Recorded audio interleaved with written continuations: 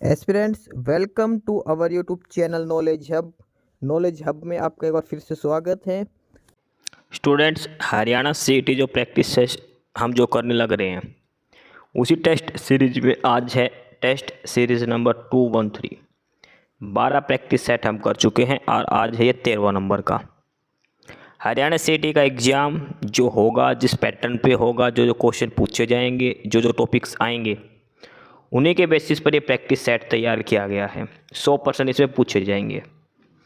Topic क्या क्या हैं वो सेम टॉपिक हैं, जैसे जीके, कंप्यूटर, उसके बाद हरियाणा जीके, उसके बाद इंग्लिश, हिंदी, रीजनिंग, मैथमेटिक्स।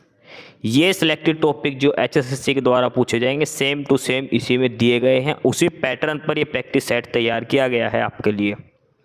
काफ़ी इम्पोर्टेंट ये टेस्ट सीरीज है। आप टॉपिक कवर कर चुके होंगे, हर सब्जेक्ट पढ़ चुके होंगे, लेकिन प्रैक्टिस सेट काफ़ी इम्पोर्टेंट होते हैं किसी भी एग्ज़ाम के लिए।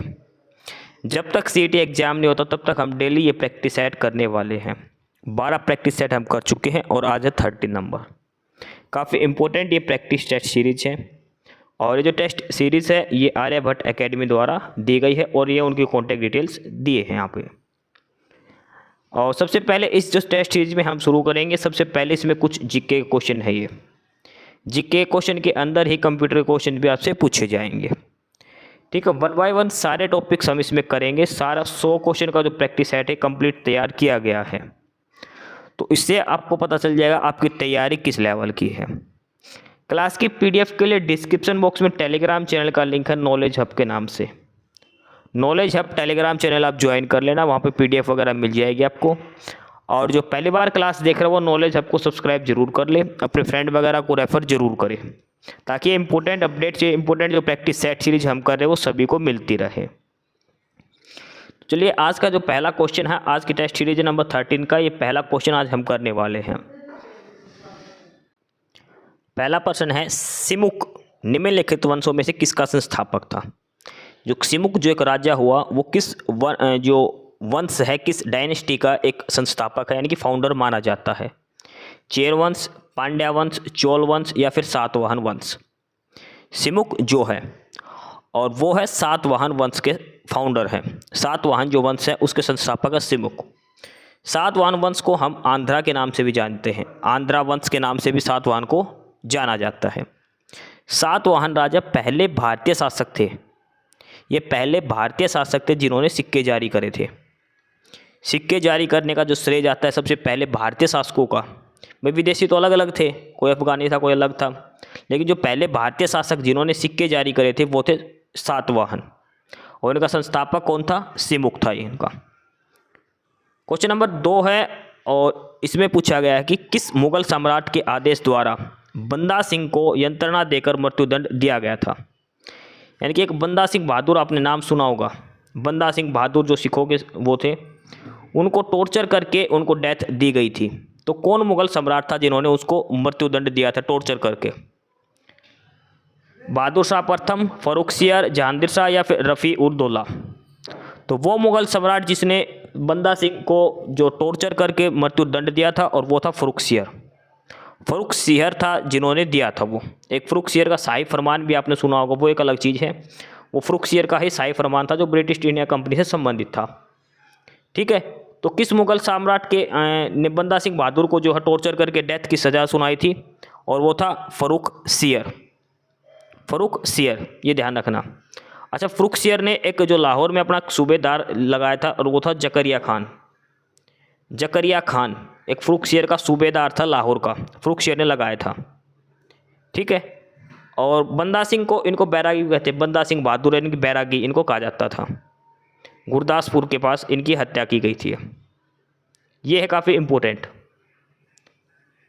प्रश्न नंबर 3 है, बंगाल तथा बिहार में स्थायी बंदोबस्त किसने लागू किया? Permanent settlement. बंगाल, बिहार, ये एक साथ 3 जगह हुआ था। बंगाल, बिहार और उड़ीसा। बंगाल, बिहार और उड़ीसा 3 जगह स्थायी बंदोबस्त ये प्रणाली लागू की गई थी। किसने करी थी? कॉर्नवालिस, हेस्टिंग्स, वेल्लेस्ली या फिर विंडो? तो जो स्थायी बंदोबस्त की जो प्रक्रिया लागू करी थी ये करी थी कॉर्नवालिस ने। कॉर्नवालिस ने बंगाल, बिहार और उड़ीसा तीनों में करी थी। और कब की बात है ये? 1793, 1793। 1793 में कॉर्नवालिस ने बंगाल, बिहार और उड़ीसा, ठीक है, 1793 में स्थायी बंदोबस्त की व्यवस्था करी थी, परमानेंट सेटलमेंट की। प्रश्न नंबर 4 है, ये थोड़ा सा समझने का प्रश्न है एक बार। निम्नलिखित में से कौन सा कथन सही नहीं है? 4 कथन दे रखे, एक कथन गलत है, इसमें से 3 सही है, वो बताना है। पहला कथन है कि भारत में राज्य विधानमंडल राज्य सूची पर कानून बनाती है। जो राज्य विधानमंडल यानी कि जो विधानसभा होती है, वो जो स्टेट कॉन्करेंट लिस्ट जो होती है, स्टेट लिस्ट, यूनियन लिस्ट जो होती है, समवर्ती जो सूची होती है ना 3 प्रकार की, संघ सूची, राज्य सूची, ठीक है, और एक जो तीसरी थी वो मिक्स संघ सूची, राज्य सूची है। इसमें ये कहा गया कि जो राज्य सूची है, जो राज्य सूची है उस पर राज्य की जो विधान सभा है, जो विधान परिषद है, वो कानून बनाती है, ये बताया गया पहला, ठीक है। पहली है संघ सूची, दूसरी राज्य सूची, तीसरी है कॉन्करेंट लिस्ट, इंग्लिश में कॉन्करेंट लिस्ट इसको बोला जाता है, तीसरी को इन देख लेना अपना। तो पहले जो है उसमें यही पूछा गया है कि जो राज्य सूची पर कानून कौन बनाता है? राज्य का विधानमंडल बनाता है, ये सही है, क्योंकि राज्य सूची यानी कि जो स्टेट की जो लिस्ट होती है उस पर कानून किसका चलता है? राज्य का ही चलता है, और राज्य सरकार का ही उन पर अधिकार होता है, ठीक है। उसके बाद दूसरा है कि संसद संघ सूची पर कानून बनाती है, ये सही बात है। जो संघ सूची है, जो यूनियन लिस्ट है, उस पर कानून बनाती है संसद, और जो स्टेट लिस्ट है यानी जो राज्य सूची है उस पर बनाते हैं राज्य विधानसभा। ये ध्यान रखना, दोनों चीज़ें, दोनों पॉइंट इसमें ये सही दिए गए हैं। तीसरा है कि संसद तथा राज्य दोनों समवर्ती सूची पर कानून बना सकते हैं, ये सही है। देखो 3 सूची थी हमारे संविधान के अंदर, राज्य सूची, संघ सूची और समवर्ती सूची। राज्य सूची पर कानून बनाएगा राज्य सरकार, संघ सूची पर कानून बनाएगी संसद, और जो समवर्ती सूची है, समवर्ती सूची, इस पर कानून दोनों बना सकते हैं, संसद भी और राज्य भी, दोनों ही इसके ऊपर कानून बना सकते हैं। लेकिन एक ध्यान रखना, अगर कहीं कॉन्ट्राडिक्ट आ गया, दोनों के अलग अलग कानून, एक कोई कानून ऐसा है कि राज्य सरकार कहती है 2 और 2 4 होंगे, केंद्र सरकार अलग बताएगी, तो उस पर केंद्र सरकार की चलेगी, ध्यान रखना। अगर इन दोनों के कानून में अलग अलग कॉन्ट्राडिक्शन आ गया तो उसमें एक संसद की चलेगी, ध्यान रखना। कानून समवर्ती सूची पर संघ और राज्य दोनों बना सकते हैं, जो समवर्ती सूची है उस पर कानून दोनों बना सकते हैं, केंद्र सरकार और राज्य सरकार दोनों ही। लेकिन अगर किसी पॉइंट पर विवाद हो गया तो उस पर केंद्र सरकार का कानून चलेगा, ये ध्यान रखना, ठीक है। चौथा पॉइंट दे रखा है कि समवर्ती सूची पर केवल संसद कानून नहीं, ये गलत है। चौथा पॉइंट, समवर्ती सूची पर संसद और राज्य दोनों ही कानून बना सकते हैं, ये ध्यान रखना। जो संघ सूची है उसमें वर्तमान में कितने विषय हैं? 100 है, 100 सब्जेक्ट है यूनियन लिस्ट के अंदर। स्टेट लिस्ट के अंदर कितने हैं? 61, और कॉन्करेंट लिस्ट के अंदर है 52, ठीक है। ये ध्यान रख लेना, तीनों काफ़ी इंपॉर्टेंट हैं। संघ सूची के अंदर 100 सब्जेक्ट्स हैं, 100 विषयों पर कानून बना सकती है राज्य सरकार, 61 विषयों पर, और समवर्ती सूची में 52 विषय दिए हैं जिन पर कानून बना सकते हैं। ये तीनों काफ़ी इंपॉर्टेंट है ये, ठीक है। 3 प्रकार की अनुसूची है, संघ सूची, राज्य सूची और समवर्ती सूची। संघ पर बनाएगा संसद, राज्य पर बनाएगी राज्य विधानसभा, और समवर्ती पर बनाएगी दोनों। प्रश्न नंबर 5 है, भारत में सबसे अधिक उपजाऊ मिट्टी कौन सी है? सबसे अधिक उपजाऊ मिट्टी कौन सी है? लाल मिट्टी, जलोढ़ मिट्टी, काली मिट्टी या फिर चूनेदार मिट्टी? तो सबसे जो उपजाऊ मिट्टी है वो एलुवियल सॉइल यानी कि जलोढ़ मृदा, इंग्लिश में कई बार इसका इंग्लिश नाम भी आ जाता है एलुवियल सॉइल, ये याद रखना, मोस्ट इंपॉर्टेंट है ये, ठीक है। एलुवियल सॉइल, जलोढ़ मिट्टी, कई बार इसका इंग्लिश में नाम एलुवियल सॉइल ही लिख देते हैं, ये ध्यान रखना। और भारत में सबसे ज़्यादा जलोढ़ मिट्टी ही पाई जाती है, ये नदियों से बनती है, ठीक है। इस मिट्टी के अंदर जो नाइट्रोजन है और जो फॉस्फोरस है वो सबसे कम होते हैं, नाइट्रोजन और फॉस्फोरस इसमें कम पाए जाते हैं, बट पोटास और चूना, लाइम जो बोलते हैं, ये दोनों अधिक मात्रा में पाए जाते हैं। एलुवियल सॉइल यानी कि जलोढ़ मिट्टी के अंदर नाइट्रोजन और फॉस्फोरस है वो कम होता है, लेकिन पोटास और जो चूना है वो अधिक मात्रा में पाया जाता है, ठीक है। गंगा, ब्रह्मपुत्र जो नदियों के जो मैदान हैं, गोदावरी मैदान हो गए, गंगा मैदान, ब्रह्मपुत्र के मैदान, यहाँ पर हमेशा जलोढ़ मिट्टी पाई जाती है नदी वाले क्षेत्रों के अंदर, ठीक है। सबसे अधिक उपजाऊ मिट्टी है। जलोढ़ मिट्टी 2 प्रकार की होती है, आपने नाम सुना होगा, एक होती है खादर और एक होती है बांगर। ये दोनों जलोढ़ मिट्टी के ही प्रकार है, खादर और बांगर। ये जलोढ़ मिट्टी के अंदर ही आते हैं। गेहूँ हो गया, मटर हो गया, चने हो गए, आलू, मक्का, ये सारी फसलें हैं इसी के अंदर बोई जाती है, जलोढ़ मिट्टी के अंदर ही। तो ऑप्शन सी उत्तर हो जाएगा। सबसे अधिक उपजाऊ है एलुवियल सोयल, जलोढ़ मृदा। प्रश्न नंबर 6 है कि भारत में प्रथम जल विद्युत संयंत्र की स्थापना की गई थी। जल विद्युत संयंत्र की हाइड्रो इलेक्ट्रिक प्लांट इंडिया में कहाँ लगाया गया था सबसे पहले? ऑप्शन है दार्जिलिंग, शिवसुंदरम, मोहरा या फिर खोपोली। तो फर्स्ट जो हाइड्रो इलेक्ट्रिक जो पावर प्लांट इंडिया के अंदर कहाँ लगाया गया था, इसका नाम मैं बता देता हूँ। इसका नाम था सिद्रापोंग। क्या नाम था इसका? सिद्रापोंग। सिद्रापोंग हाइड्रो इलेक्ट्रिक प्लांट था इंडिया के अंदर, पहला इलेक्ट्रिक प्लांट। और ये कहाँ लगा था? दार्जिलिंग के अंदर। कहाँ लगाया गया था? दार्जिलिंग के अंदर ये लगाया गया था। ये ध्यान रख लेना। 1897 में पहला हाइड्रो इलेक्ट्रिक जो पावर प्लांट है दार्जिलिंग में लगा था 1897 के अंदर। ये मोस्ट इंपोर्टेंट है। प्रश्न नंबर 7 है, निम्नलिखित कथनों पर विचार कीजिए, कौन सा कथन सही है? यदि मैजेंटा और पीले रंग के दो वृत्त आपस में काटते हैं तो प्रक्षेपित रंग लाल होगा। कहने का मतलब है कि मैजेंटा और पीले रंग को अगर हम मिलाएंगे तो लाल रंग बनेगा। ये है पहला कथन। दूसरा कथन क्या है? सियानलैंड की हरिताभ नीला जो हम स्काई ब्लू बोलते हैं वो, और मैजेंटा रंग अगर दोनों को मिलाएंगे तो ये बीच में जो रंग बनेगा वो नीला रंग बनेगा। ये पूछा गया इसके अंदर। ठीक है, पहला है कि मैजेंटा और येलो को मिलाएंगे तो रेड कलर बनेगा। दूसरा है कि सियान और मैजेंटा को मिलाएंगे तो ब्लू कलर मिलेगा। कौन सा कथन इसमें सही है? तो इसमें दोनों ही कथन ठीक हैं। दोनों ही कथन ठीक हैं। कहने का मतलब है कि मैजेंटा और उसके अलावा जो है येलो कलर अगर हम मिलाएंगे तो ये जो बीच का हिस्सा बनेगा ये बीच में यहाँ पे आएगा रेड कलर। अगर सियान और मैजेंटा मिलाएंगे तो बीच में जो कलर आएगा वो आएगा ब्लू कलर। ये इसमें बताया गया है कलरों को। ठीक है, तो दोनों ही ऑप्शन इसके सही हैं। क्वेश्चन नंबर 8 है कि mercury metal is mixture of, जो मरकरी धातु है वो किसका मिक्सचर है? मरकरी मेटल किसका मिक्सचर है? High colour alloy, mercury mixed alloy, carbon mixed alloy या फिर high resisting alloy of corrosion. तो इसमें पूछा है कि पारद धातु यानी कि जो मरकरी मेटल है वो किसका मिक्सचर है। तो इसमें जो आएगा वो हम मरकरी मिक्स्ड अलॉय का, मरकरी मिक्स्ड अलॉय का। ठीक है, जो मरकरी मेटल है वो मरकरी अलॉय का एक जो मिक्सचर है, ये ध्यान रखना।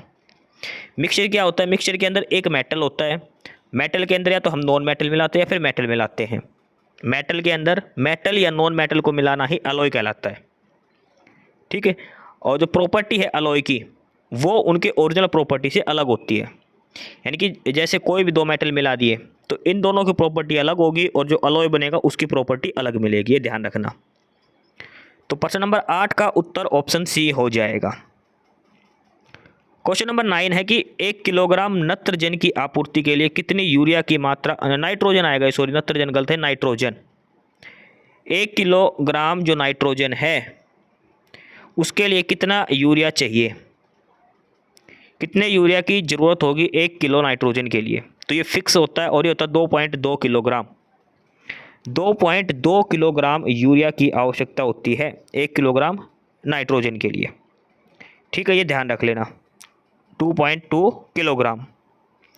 अगला क्वेश्चन नंबर 10 और ये सूची 1 और सूची 2 का मिलान करना है।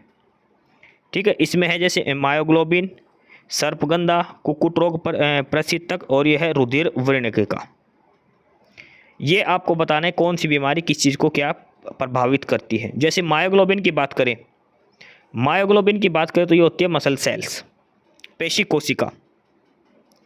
अगला है सर्पगंधा। सर्पगंधा क्या होता है? ये होता है प्रशीतक। ये एक बार इंग्लिश में ऑप्शन है ना, इंग्लिश में एकदम बिल्कुल सही समझ में आएगा आपको। ये देखो इधर, इसमें देखो मायोग्लोबिन का जो है, मायोग्लोबिन होती है मसल सेल्स। ठीक है, अगला है सर्पगंधा और ये सर्पगंधा क्या है? ये एक रेफ्रिजरेंट है। क्या है ये? एक रेफ्रिजरेंट रहेगा। अगला है जो पोल्ट्री डिजीज़ का, और एक सर्किनोमा और हीमोग्लोबिन। हीमोग्लोबिन का तो काम क्या होता है? ऑक्सीजन ट्रांसपोर्ट का। हीमोग्लोबिन का क्या काम होता है? ऑक्सीजन ट्रांसपोर्ट का हीमोग्लोबिन का काम होता है। और उसके बाद एक कैर्सिनोमा, ये होती है रेडियोथेरेपी से। कार्सिनोमा रेडियोथेरेपी से। ये जो हिंदी और इंग्लिश में दोनों नाम कुछ अलग अलग हैं, ये एग्जैक्ट जो बायोलॉजी का क्वेश्चन है, जो बायोलॉजी स्टूडेंट्स हैं उनके लिए है ये, मैंने देखे तो। ठीक है, ये थोड़ा जो क्वेश्चन है ये प्रिंटिंग इसमें थोड़ी सी मिस्टेक दी गई है इसमें। प्रश्न नंबर 11 देखिए, किसे सर्वश्रेष्ठ फीफा पुरुष खिलाड़ी के अवार्ड से सम्मानित किया गया है? Best FIFA men's player award, best FIFA men's player award. और हम इसमें बात करेंगे 2024 के डाटा की। 2024 का जो अवार्ड दिया गया था वो अभी दिया गया था, क्योंकि अगर 2025 में कोई पेपर होता तो उसमें 2024 का ही पूछा जाएगा, क्योंकि 2025 का तो अभी दिया नहीं है। तो best FIFA men's player award जो दिया गया था अब की बार, वो इनमें से कोई भी नहीं है। इस जो 4 ऑप्शन दे रखे उनमें से किसी को नहीं दिया गया। वो जो अवार्ड दिया गया वो एक ब्राज़ील के प्लेयर हैं, फुटबॉलर हैं, और उसका नाम है विनीसियस जूनियर। विनीसियस जूनियर एक प्लेयर है, ब्राज़ील के फुटबॉलर हैं, उनको मिला है best FIFA men's player award, Vinicius junior को, और ये ब्राज़ील से हैं। ये नाम याद रखना, विनीसियस जूनियर। क्वेश्चन नंबर 12 है कि बिहार विधानसभा का अध्यक्ष, ये बिहार नहीं हरियाणा विधानसभा का करना आपको। हम हरियाणा जीके की कर रहे हैं, हरियाणा पेपर की तैयारी कर, तो हरियाणा विधानसभा की पूछने हमने। हरियाणा विधानसभा का अध्यक्ष कौन है, स्पीकर कौन है लोक विधानसभा के? हरियाणा विधानसभा के स्पीकर कौन है? तो वो है हरविंदर कल्याण, हरविंदर सिंह कल्याण ये स्पीकर हैं। और अगर डिप्टी स्पीकर की बात करी जाए तो वो है कृष्ण लाल मिड्ढा, जो कृष्ण मिड्ढा जो है जींद से एमएलए है, ये डिप्टी स्पीकर हैं। हरविंदर कल्याण स्पीकर है और कृष्ण मिड्ढा ये डिप्टी स्पीकर है हरियाणा विधानसभा के। दोनों ही काफ़ी इंपॉर्टेंट नाम है ये। क्वेश्चन नंबर 13, प्रश्न नंबर 13 है, लाइन प्रिंटर 1 मिनट में कितनी लाइन छापता है? जो लाइन प्रिंटर है, कंप्यूटर का क्वेश्चन है ये, लाइन प्रिंटर 1 मिनट में कितनी लाइन छापता है? तो लाइन प्रिंटर जो 1 मिनट में छापता है वो 200 से लेकर 2000 लाइन छापता है। 200 से लेकर 2000 तक ये लाइन पर मिनट प्रिंट करता है।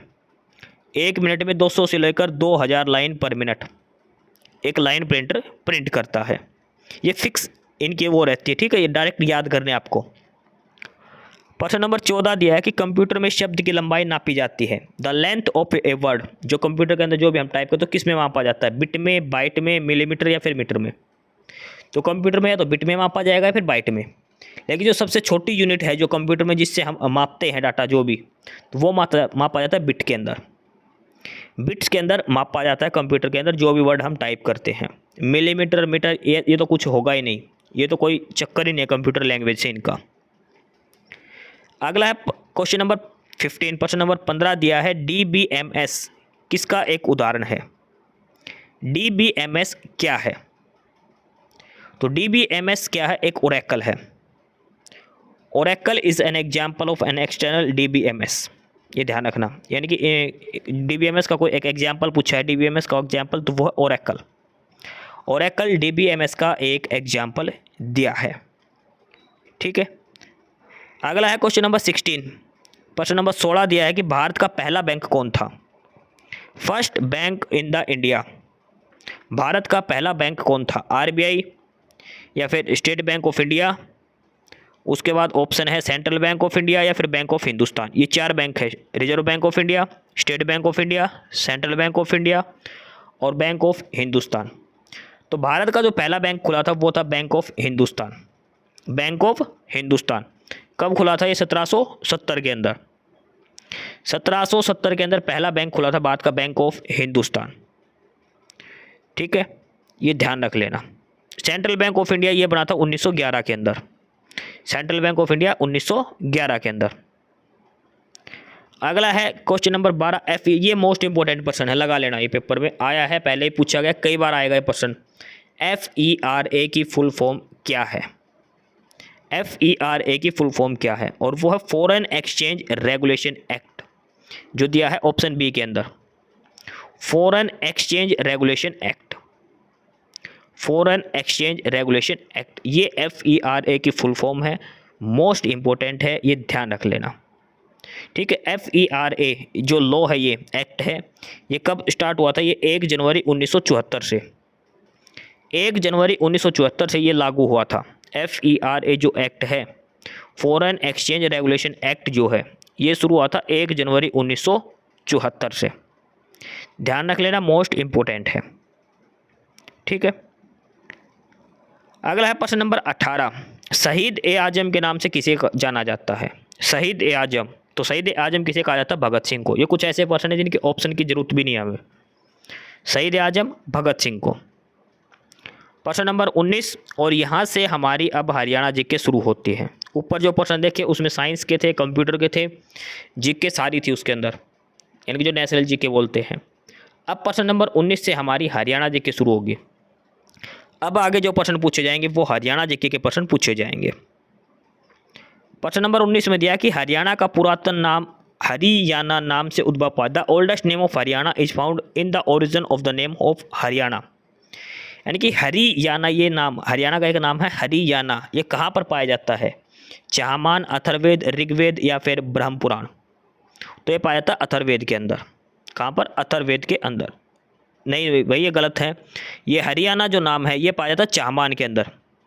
चाहमान के अंदर ये नाम है हरियाणा नाम, ये है चाहमान के अंदर। ऑप्शन ए इसका उत्तर होगा। अथर्ववेद से कोई कनेक्शन नहीं है, चाहमान जो ग्रंथ है उसमें पाया जाता है। प्रश्न नंबर 20 है कि 1857 की क्रांति में हरियाणा के वीरों के पराजय का क्या कारण था? 1857 की क्रांति में जो हरियाणा के जो योद्धा थे वो हार गए थे, सैनिक जो थे, किस वजह से हार गए थे? पहला ऑप्शन है कि अन्य रियासतों से सहयोग ना मिलना। ये तो सही बात है। देखो, सबसे बड़ा जो कमजोरी थी वो थे किसी अन्य से सहयोग नहीं मिलना, और पर्याप्त मात्रा में खून का मिलना, सशस्त्र नहीं मिलना, हथियार नहीं मिलने, और कोई एक लीडर भी नहीं मिला, प्रॉपर एक लीडर भी नहीं मिला। तो ये चारों ही कारण हैं जिसकी वजह से हार गए थे 1857 की क्रांति में। कोई इनका प्रमुख नेता नहीं था, ना ही अन्य किसी रियासतों से सहयोग मिला, और ना ही पर्याप्त मात्रा में शस्त्र मिले, इनको हथियार मिले। प्रश्न नंबर 21 है कि हरियाणा राज्य के शक्ति संयंत्रों को कोयला आपूर्ति हेतु आवंटित कल्याणपुर बादलपारा कोयला ब्लॉक किस राज्य में है? ये प्रश्न PYQ का है। पहले ये HSSC ने पूछा है, 1 से 2 बार प्रश्न पूछा गया है। इसमें है कि जो हरियाणा में जो भी पावर प्लांट है जहाँ भी कोयला की सप्लाई होती है वो कोयला कहाँ से आता है? कल्याणपुर बादलपारा कोयला ब्लॉक से। कल्याणपुर बादलपारा कोयला ब्लॉक से हरियाणा के अंदर कोयले की सप्लाई की जाती है। अब ये पूछा है कि कल्याणपुर बादलपारा जो कोयला ब्लॉक है वो किस डिस्ट्रिक्ट में है? छत्तीसगढ़, राजस्थान, कर्नाटक या फिर झारखंड? तो ये जो है ये है झारखंड के अंदर। कल्याणपुर जो कोयला ब्लॉक है ये है झारखंड स्टेट के अंदर। प्रश्न नंबर 22 है कि हरियाणा के वित्त मंत्री, देखो अब हमें करंट का डाटा पढ़ना है। 2017-18 में उस समय तो मनोहर लाल खट्टर थे हरियाणा के करंट अफेयर, सॉरी उस समय तो थे अभिमन्यु, कैप्टन अभिमन्यु। उसके बाद 2019 में मनोहर लाल खट्टर बन गए थे। अब जो हरियाणा के फाइनेंस मिनिस्टर है, वित्त मंत्री की बात करें तो वो हरियाणा के CM है, जो वो ही फाइनेंस मिनिस्टर हैं। पिछले 5 साल जो 2019 से 24 तक की सरकार थी उसमें भी जो CM था उन्हीं के पास फाइनेंस मिनिस्टर था। अब भी जो CM है उन्हीं के पास फाइनेंस मिनिस्ट्री का चार्ज है। जो मुख्यमंत्री है वो ही हरियाणा के वित्त मंत्री है। नायब सिंह सैनी अब हरियाणा के वित्त मंत्री है, ध्यान रख लेना। ध्यान रखना, मंत्रिमंडल से प्रश्न जरूर पूछा जाएगा, आप अपनी तैयारी रखें। सारे मंत्रिमंडल, जो नया मंत्रिमंडल बना है 2024 की जो सरकार के अंदर, सभी मंत्रियों का ध्यान रखना किस मंत्री के पास कौन सा चार्ज है, पेपर में जरूर प्रश्न पूछा जाएगा, मोस्ट इंपॉर्टेंट है ये। प्रश्न नंबर 23 है कि महाराजा तेज सिंह महल किसका उदाहरण है? यानी कि महाराजा तेज सिंह महल के अंदर चित्रकारी की गई है, ये किस लिए फेमस है? वहाँ पे जो पेंटिंग की गई है, तो कौन सी पेंटिंग है जो महाराजा तेज सिंह महल में की गई है? मुगल चित्रकारी, राजपूत चित्रकारी, भित्ति चित्रकारी या इनमें से कोई नहीं? महाराजा तेज सिंह महल ये कहाँ पर है? गुरुग्राम के अंदर। कहाँ पर है? गुरुग्राम डिस्ट्रिक्ट के अंदर है। और यहाँ पे जो दीवारों पे जो पेंटिंग की गई है वो पेंटिंग है राजपूत पेंटिंग। राजपूत चित्रकारी के कारण महाराजा तेज सिंह महल है वो प्रसिद्ध है।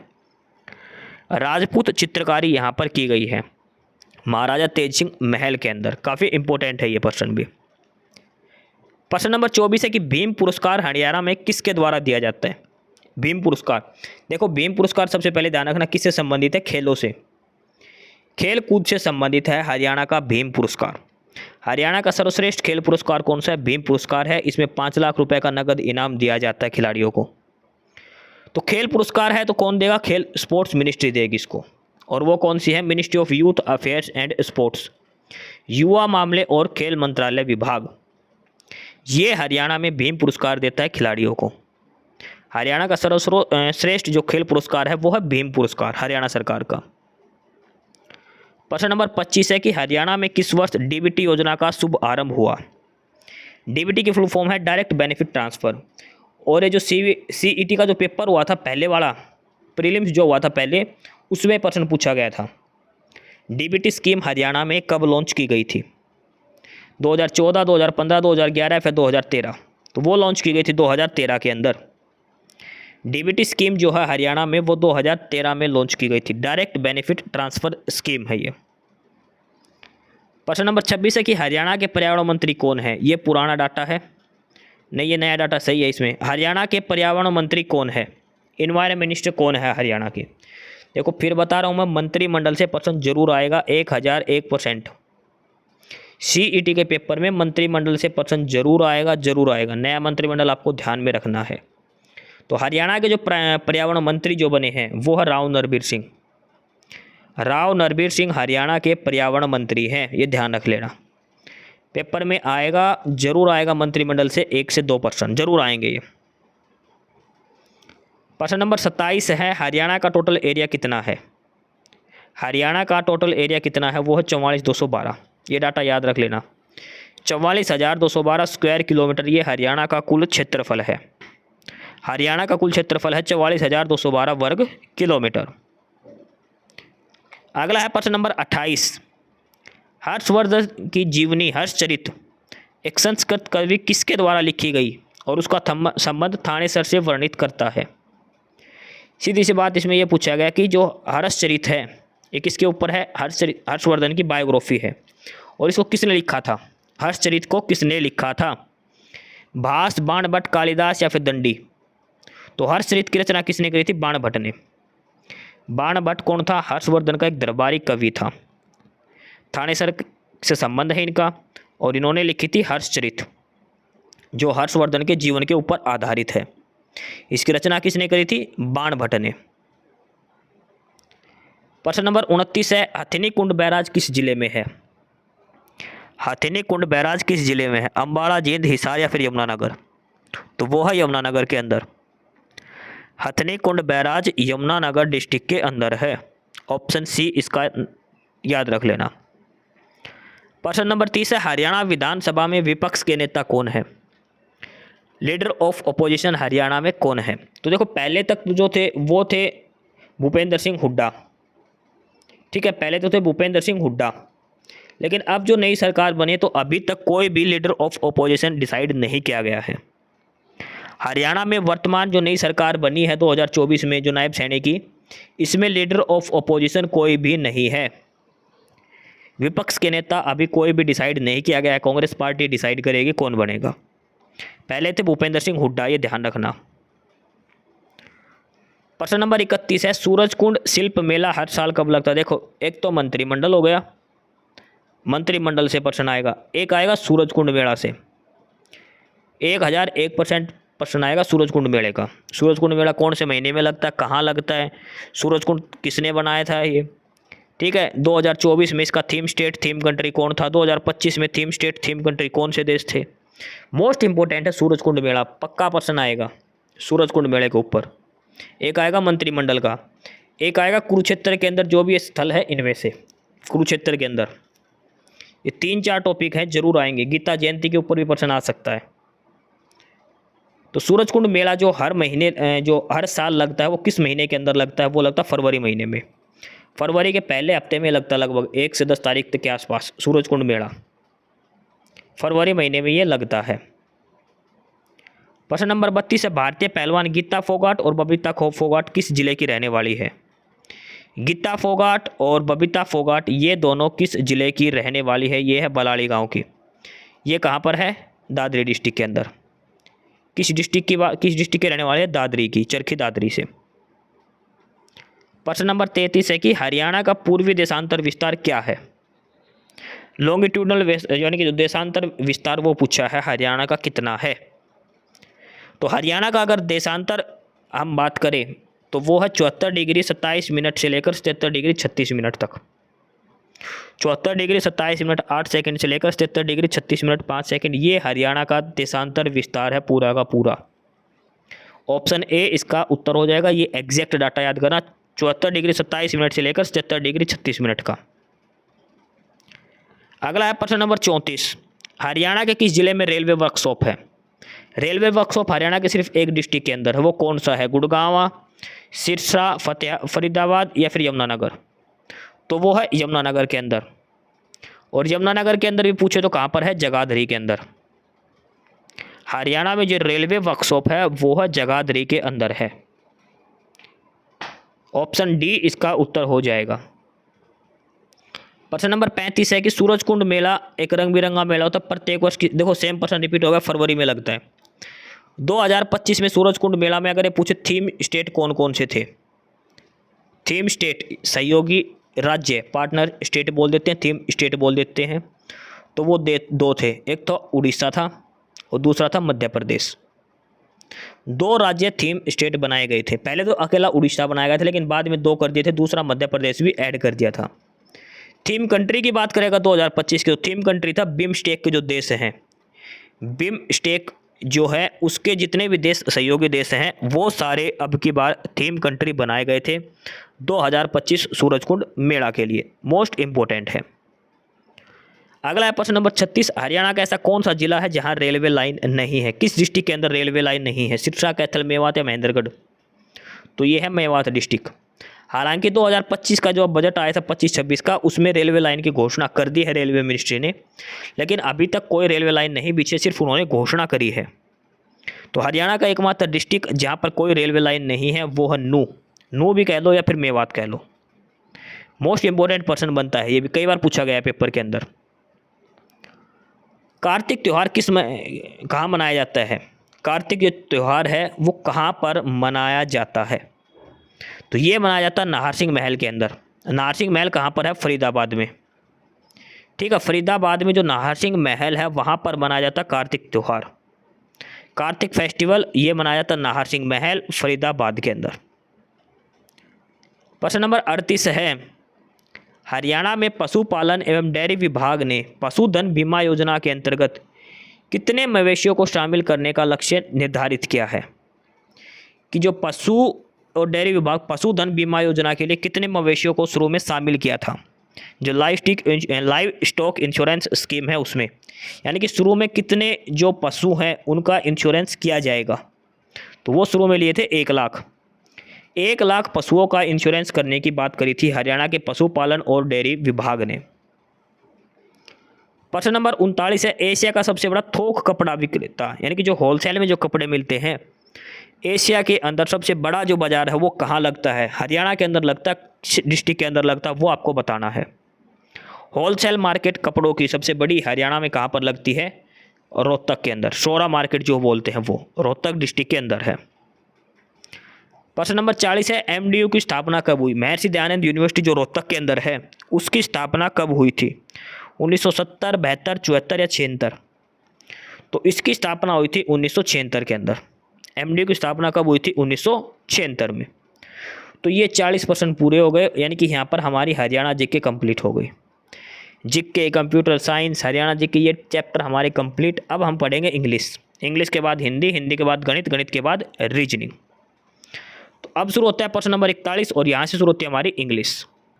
क्वेश्चन नंबर 41 है, इंग्लिश का पहला प्रश्न है ये, और इसमें क्या कहा गया है वो है कि फिल इन द ब्लैंक्स करना है इसमें। He was vexed blank the behaviour of his daughter. वो अपनी बेटी के व्यवहार से दुखी था। वैक्स का मतलब होता है दुखी होना। वैक्स का मतलब क्या होता है? दुखी होना, बेचैन रहना। ठीक है, तो वैक्स जो वर्ड है इसके साथ प्रॉपर एक फिक्स प्रीपोजिशन लगती है, और वो क्या होता है? Vaxxed with. किसी के साथ दुखी होना, किसी के साथ बेचैन होना। ठीक है, फिक्स प्रीपोजिशन लगती है इसके साथ। तो वैक्स्ड क्या आएगा? विद। ऑप्शन डी इसका आंसर हो जाएगा। कुछ वर्ड हैं जिनके साथ फिक्स प्रीपोजिशन लगती है, तो वैक्स के साथ क्या लगेगा? विद लगेगा। 42 है जो प्रश्न नंबर 42 है, उसमें भी हमें फिल इन द ब्लैंक्स करना है, और इसमें दिया है कि owing to the heavy rains the office building was badly blank, यानी कि भारी बारिश होने की वजह से जो ऑफिस की बिल्डिंग थी वो क्या हो गई थी? देखो इसमें पहले तो वाज पास्ट में पूछा गया है, और दूसरी बात ये इनडायरेक्ट में दी गई है, डैमेज्ड, डैमेज, डैमेजेस या फिर डैमेजिंग। तो सीधी सी बात इसमें क्या आएगी, वर्ब की थर्ड फॉर्म आएगा। वर्ब की थर्ड फॉर्म इसमें आएगी पैसिव वॉइस के बेसिस पर। ठीक है, बैडली जो एडवर्ब है इसके साथ क्या आएगा, बैडली डैमेज्ड। अगर हम पढ़ेंगे तो सीधा हमें दिख रहा है कि बैडली डैमेज्ड आएगा। ठीक है, अगर आप डायरेक्ट सेंटेंस को पढ़ोगे तब भी आप समझ जाओगे कि वर्ब की थर्ड फॉर्म यहाँ पर आएगी। ठीक है, तो बैडली डैमेज्ड। अगला है प्रश्न नंबर 43, 43 नंबर, और ये है ईडियम का। अब 2 प्रश्न ईडियम के हैं। इसमें कि टू मिस द बोट, यानी कि बोट मिस कर देना। बोट मिस कर देना इसका मतलब है कि जो मौका था वो हम चूक जाना, अवसर गवा देना। To miss an opportunity, option A ही इसका आंसर हो जाएगा। मौका गवा देना, जो अवसर है वो गवा देना। टू मिस द बोट यानी कि कहीं जा रहे हैं और बोट हमारी छूट गई, या टू मिस द ट्रेन, तो बात वही है। ठीक है, पुरानी लोकतिया बनाई गई है, टू मिस द बोट। इसका मतलब है कि जो मौका मिले, जो अपॉर्चुनिटी मिली थी उसको मिस कर देना। प्रश्न नंबर 44 है, ईडियम बताना है इसमें, और इसमें टू सेट असाइड, एक तरफ बैठ जाना। टू सेट असाइड, एक तरफ बैठ जाना। इसका मतलब क्या है, to reject an offer, to move sideways, to stop temporarily, या टू फिनिश ए वर्क। इसका मतलब है कि टू रिजेक्ट एन ऑफर, जो कोई ऑफर हमें जो मिली है उसको रिजेक्ट कर देना, कि अस्वीकार कर देना। टू सेट असाइड, ठीक है, जो भी कोई चीज़ है उसको हम अस्वीकार कर दें, टू सेट असाइड, यानी कि ऐसे कहते हैं साइड में हो गया, मेरे बस की नहीं है, मतलब जो काम था वो हट गया। To reject an offer. Question number 45 और 46 दो हैं, और इसमें स्पेलिंग करेक्ट बतानी है। पहले में है अकोमोडेट। अकोमोडेट का मतलब होता है समायोजित करना, और अकोमोडेट में डबल सी आता है और डबल एम आएगा। डबल सी और डबल एम ये ही इसमें इंपॉर्टेंट है, और ये दिया है ऑप्शन डी के अंदर, A double C O double O double M O D A T E, A double C O double M O D A T E, accommodate. Accommodate होता है समायोजित करना। प्रश्न नंबर 46 में एग्रीगेशन, और इसका मतलब होता है अतिशयोक्ति, बढ़ा चढ़ा के बताना, और इसकी करेक्ट स्पेलिंग है ये EXAGGERATION, EXAGGERATION, एक्सग्रेशन। ठीक है, इसका मतलब होता है अतिशयोक्ति, बढ़ा चढ़ा के बताना। प्रश्न नंबर 47, और ये है वन वर्ड। वन वर्ड आपको बताना है, और ये है कि one who speaks many language, जो बहुत सी भाषाएं बोलता हो।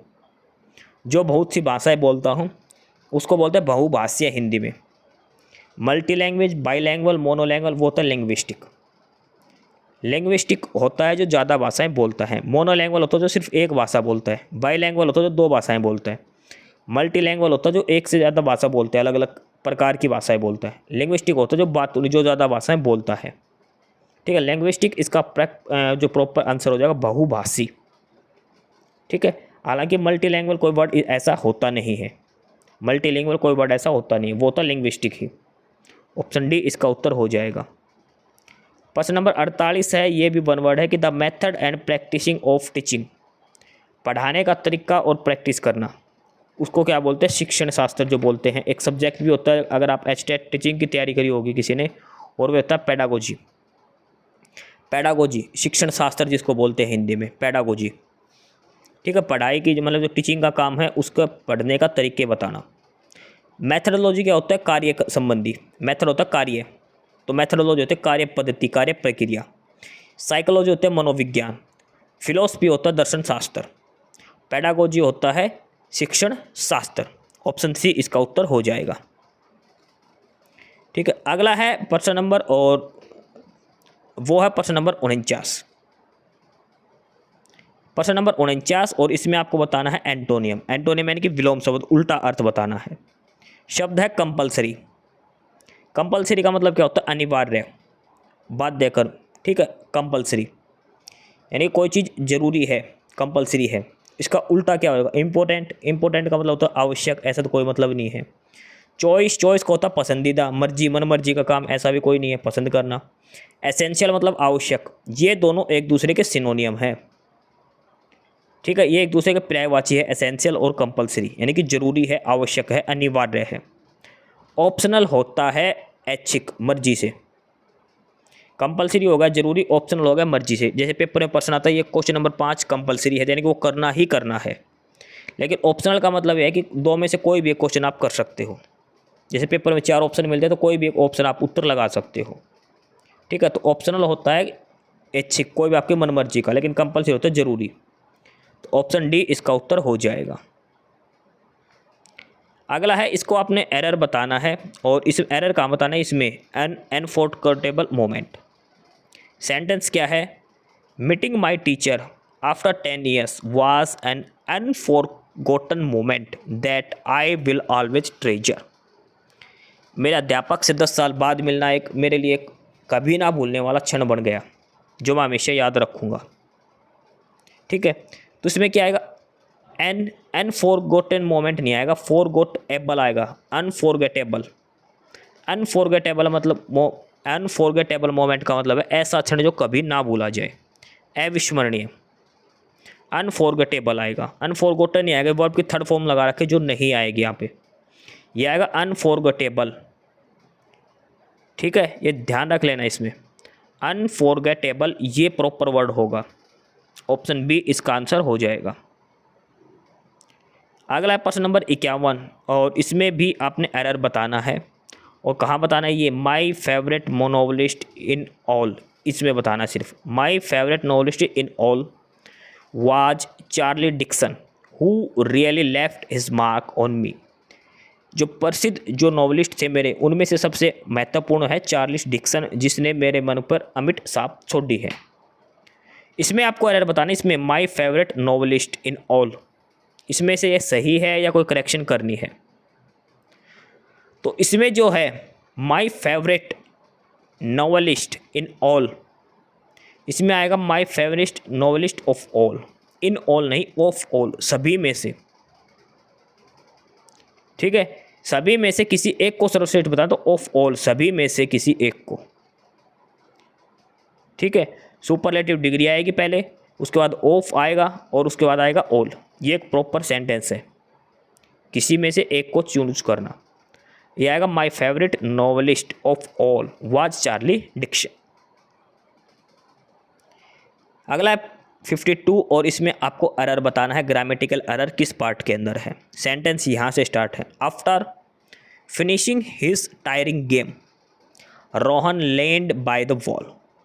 अपना जो गेम, जो थका हुआ गेम है, वो ख़त्म करके रोहन दीवार के साथ बैठ गया। आपको इसमें बताना है कि एरर किस हिस्से के अंदर है। तो देखो एक चीज़ ध्यान रखना, बाय द वॉल नहीं होता, हमेशा क्या होता? Against the wall. अगेंस्ट का मतलब वो सहारा लेना, अगेंस्ट द वॉल, हमेशा ध्यान रखना। वॉल का कहीं जिक्र है दीवार का, तो हमेशा होता है अगेंस्ट द वॉल, दीवार के साथ, दीवार का सहारा लेके। अगेंस्ट टू सिट समथिंग या against to stand with something, जिससे बॉडी टच करे, ठीक है।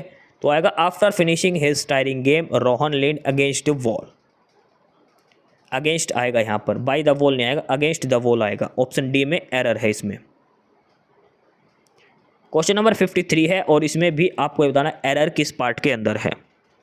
सेंटेंस यहाँ से स्टार्ट है दी से, the man greeted his secretary. Man ने अपने सेक्रेटरी को विश किया, एंड टोल्ड हर, और उसको बताया, that he need her help to complete the work immediately. उसे अपने सेक्रेटरी की सहायता चाहिए काम को जल्द यानी कि तुरंत समाप्त करने के लिए, ठीक है।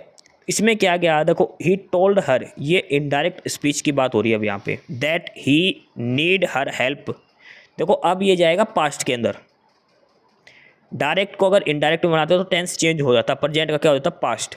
तो ही नीड हर हेल्प यहाँ पे नहीं आएगा, यहाँ पे आएगा सेकंड फॉर्म, प्रेजेंट इंडेफिनेट की जगह पास्ट इंडेफिनेट आएगा और वो आएगा नीड की सेकंड फॉर्म आएगी नीडिड। ही नीडिड हर हेल्प, ठीक है। तो एरर क्या हो गया? ऑप्शन सी के अंदर, ही नीड हर हेल्प की जगह क्या आएगा? He needed her help. Question number 54 और 55, 54 और 55 नंबर जो प्रश्न है, ये है पैराग्राफ दे रखा है और उसके आपको आंसर छाटने हैं। ये आप खुद से कर लेना, ठीक है।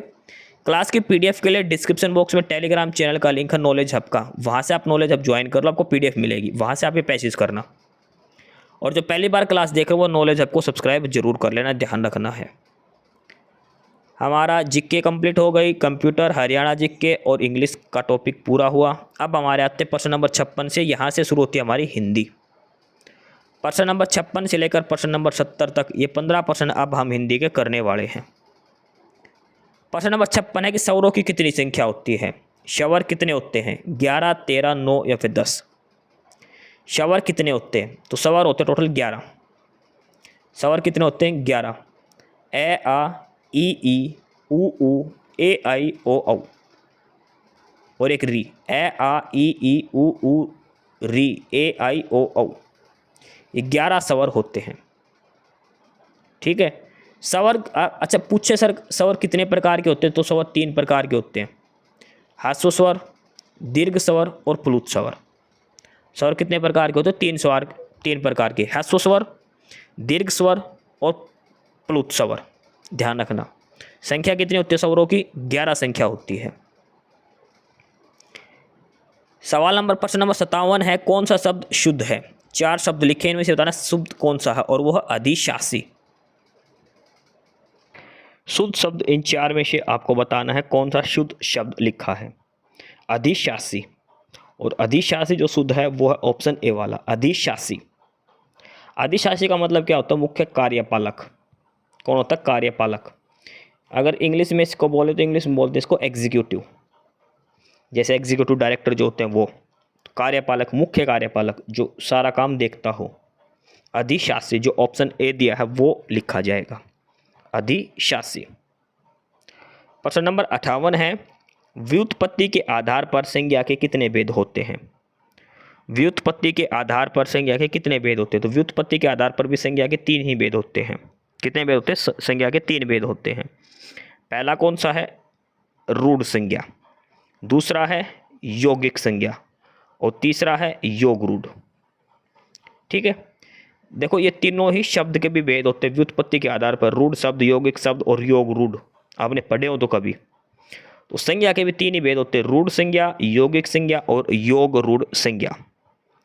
अब रूढ़ संज्ञा क्या होगी, जैसे किसी का नाम हो गया कृष्ण, यमुना, गंगा, ऐसे। यौगिक संज्ञा होगी जैसे पनघट, पाठशाला, जो दो शब्द बने हो मिलके और दोनों ही जो है संज्ञा शब्द हो। योग रूढ़ जैसे जलज, लंबोदर, ये होते योग रूढ़ संज्ञा के उदाहरण। ठीक है। 3 प्रकार के होते हैं, रूढ़, यौगिक संज्ञा और योग रूढ़। रूढ़ के उदाहरण क्या है, कृष्ण, यमुना, गंगा। यौगिक संज्ञा के पनघट, पाठशाला और योग रूढ़ संज्ञा के जैसे जलज, लंबोदर, ये सब उदाहरण होते हैं। अगला है प्रश्न नंबर 59। प्रश्न नंबर 59 दिया है कि जो सर्वनाम शब्द वक्ता, श्रोता या किसी अन्य व्यक्ति के लिए प्रयोग किया जाए उन्हें क्या कहते हैं। सर्वनाम के कितने भेद होते हैं, हमने 6 भेद पढ़ रखे सर्वनाम के। ठीक है।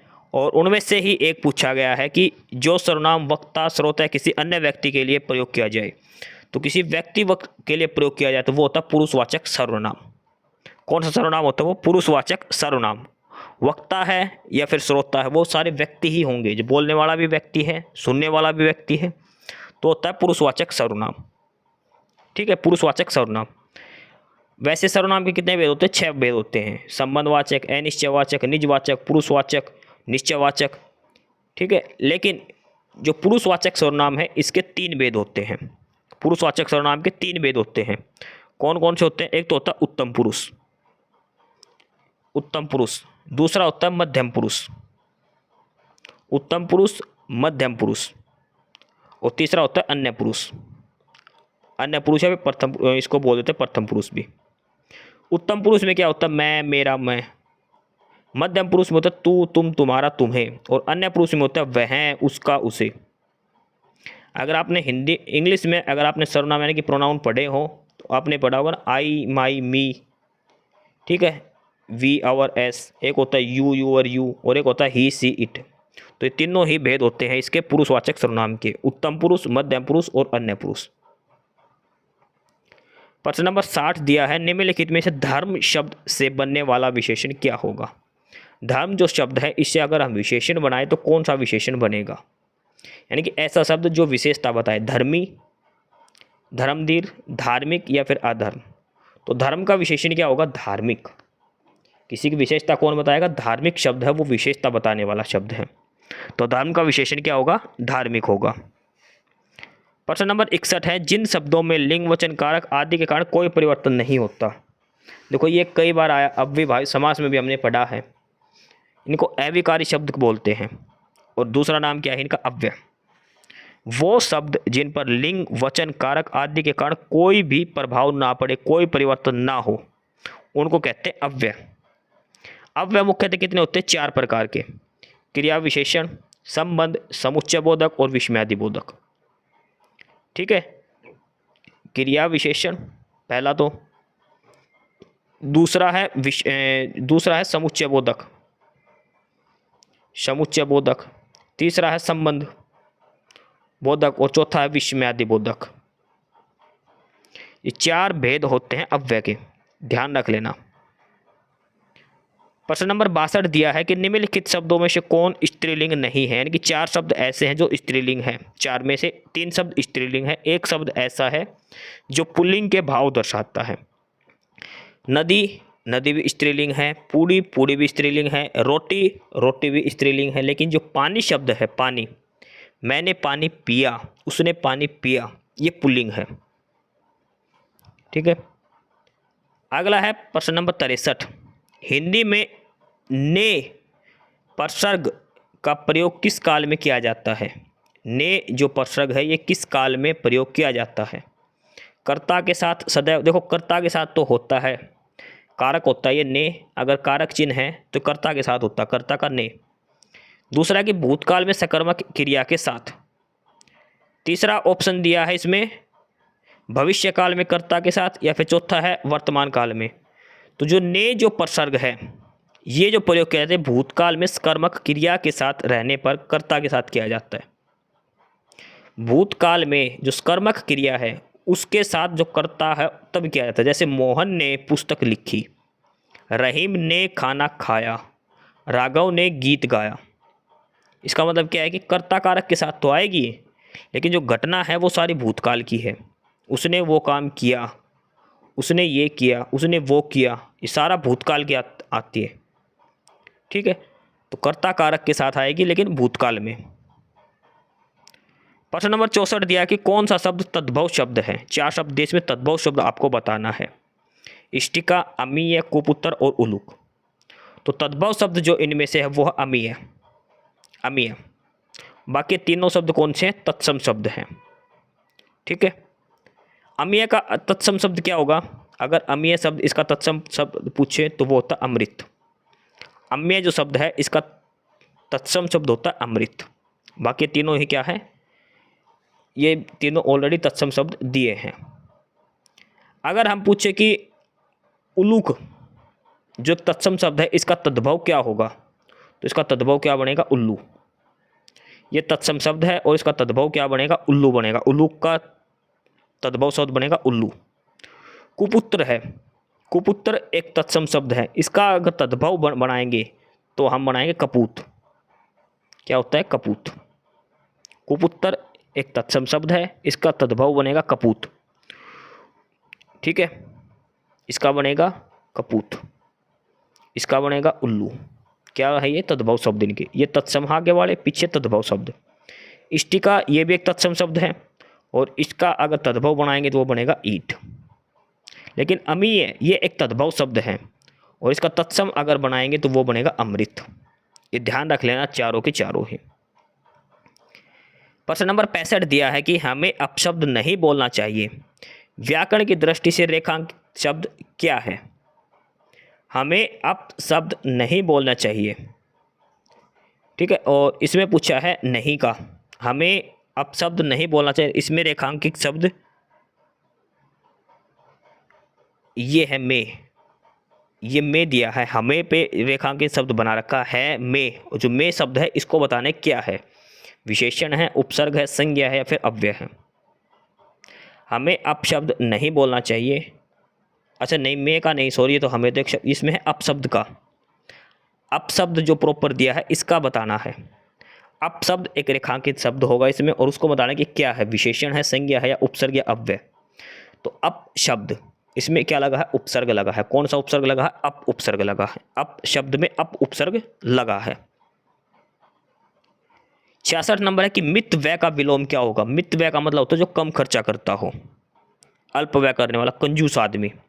इसका विलोम बताना है कि उल्टा विपरीत अर्थक बताना है। तो मित व्यय का अर्थ होगा बहुव्यय। मित व्यय का मतलब होता है अल्प व्यय, कम खर्च करने वाला। ठीक है, इसका विलोम शब्द अगर पूछा है,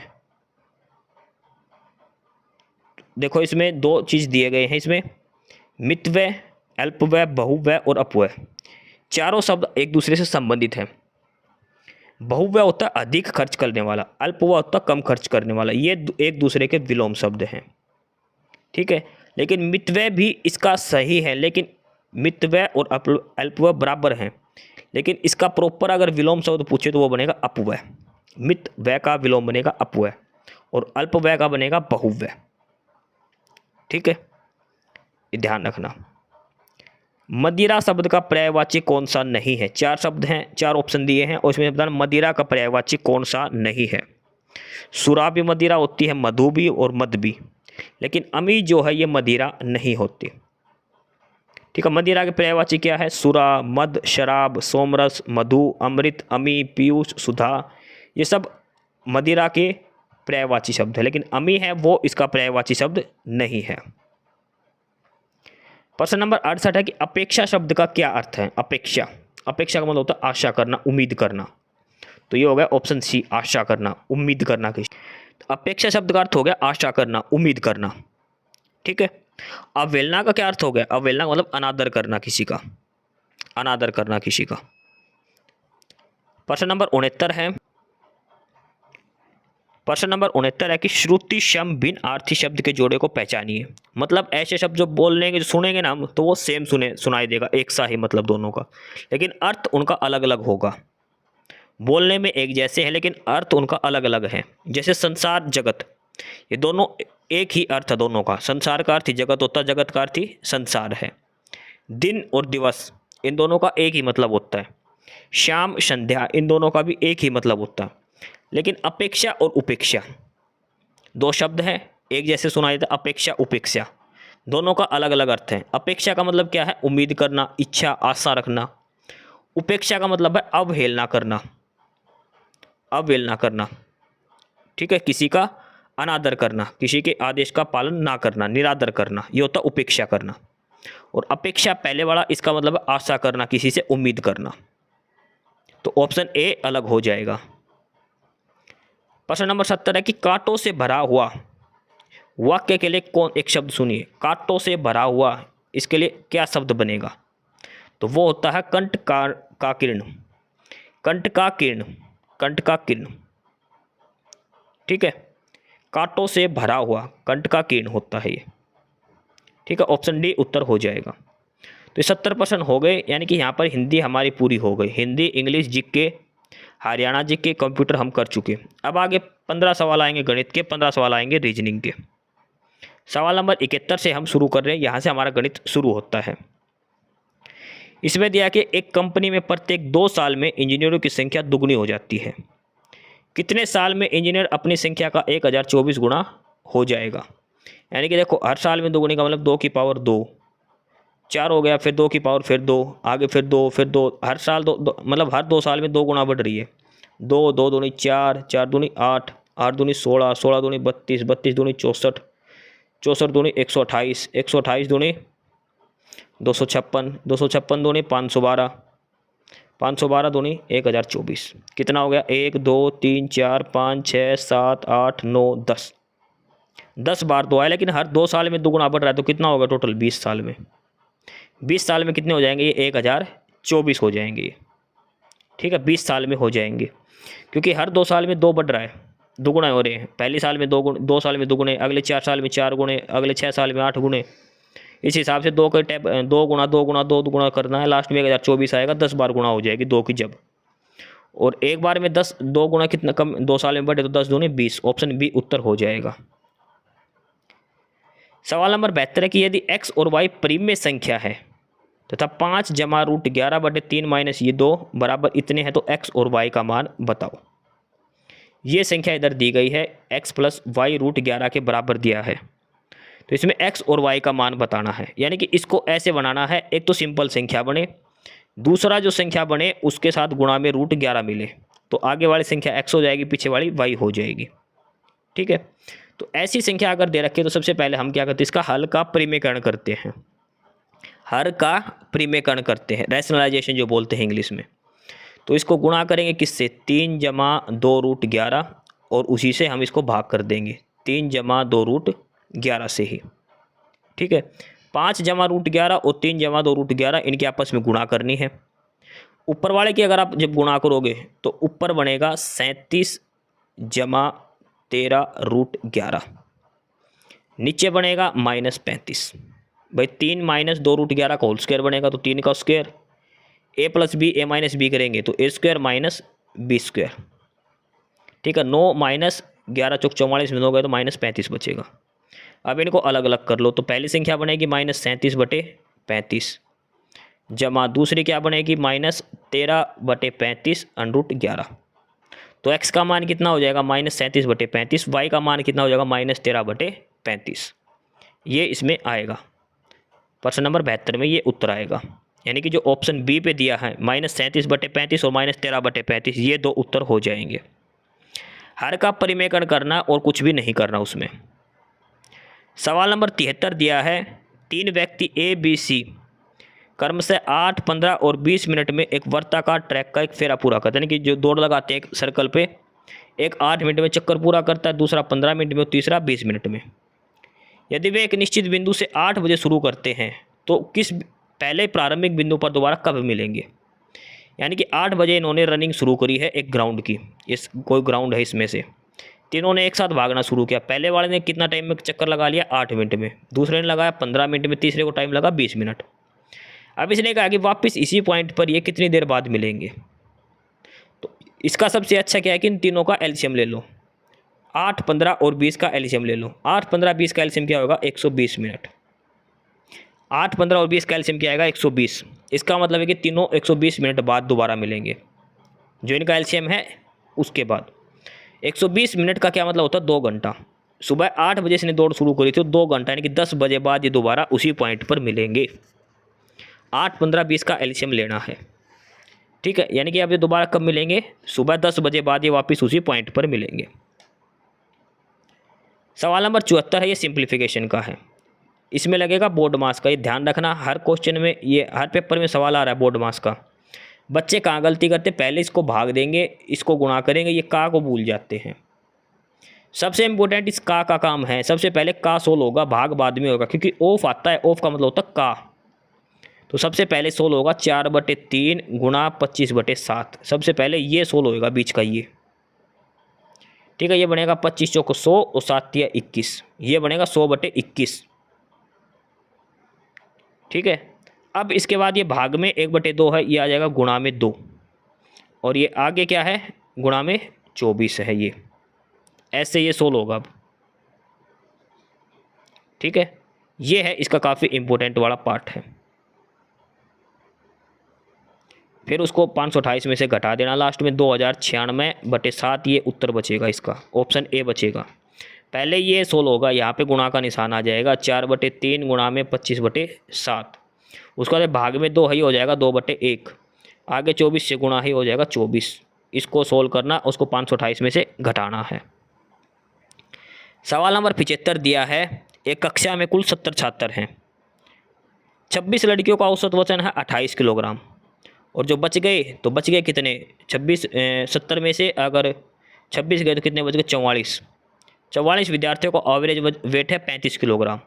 सभी 70 का एवरेज वेट इसने पूछा है, सभी 70 का इसने एवरेज वेट पूछा है। 26 का वजन दे दिया 28, तो इसको सिंपल तरीके से कर लो, एलिगेशन के चक्कर में मत पड़ना। 26 का दे दिया 28, तो टोटल वजन कितना हो जाएगा 26 गुणा में 28 जमा 44 का कितना है 44 गुणा में 35। इसकी गुणा करके और इसकी गुणा करके जोड़ देना, और लास्ट में कितने टोटल स्टूडेंट है 70 से इसको भाग दे देना। ठीक है, 26 गुणा 28 और 44 गुणा 35, 70 से इसको भाग दे देना। लास्ट में कितना आएगा 162/5 बचेगा। ये 162/5 का मतलब होता है 32.4। ये पॉइंट दे रखी है 32.4, ऑप्शन ए उत्तर हो जाएगा 32.4 किलोग्राम।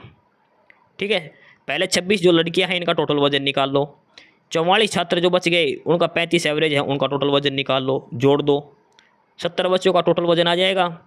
एवरेज निकाला तो उसको 70 से भाग दे दो, वो एवरेज हो जाएगा। सवाल नंबर 76 है, 1/A 1/B 1/C दिया है। 1/A अनुपात 1/B अनुपात 1/C अनुपात है 2:3:4। हमें ABC निकालना है। अगर हम ABC निकालेंगे A अनुपात B अनुपात C तो ये कितना हो जाएगा 1/2 अनुपात 1/3 अनुपात 1/4। अगर ये बटे वाले को सोल्व करें तो इसका नीचे वाले का एलसीएम ले लो। ठीक है, 1/2 अनुपात 1/3 अनुपात 1/4, इसका एलसीएम कितना आ जाएगा 12। इनको 12 से गुणा कर दो तीनों को, तो 2/12 करेंगे तो कितना आएगा 6, 12/3 करेंगे तो 4, 12/4 करेंगे तो 3। अनुपात क्या आ जाएगा 6:4:3, ये अनुपात आ जाएगा। ऑप्शन ए इसका उत्तर हो जाएगा। सवाल नंबर 77 है, दो छात्रों ने एक परीक्षा दी। एक ने दूसरे से 12 अंक अधिक हासिल किए और उनके अंकों के योग का 56% थे। दोनों ने कितने अंक प्राप्त करे? दोनों ने कितने अंक प्राप्त करे हैं, ये है इसके अंदर। भाई मान के चलो एक स्टूडेंट ने x नंबर ले लिए, दूसरे ने कितने लिए x + 12, भाई 12 ज़्यादा लिए हैं। उसके अंक उनके अंकों के योग के 56% थे। ठीक है, उन छात्रों के जो अंकों का योग था उसके 56% नंबर उसको मिले हैं, जिसके नंबर ज़्यादा आए हैं उस कैंडिडेट को।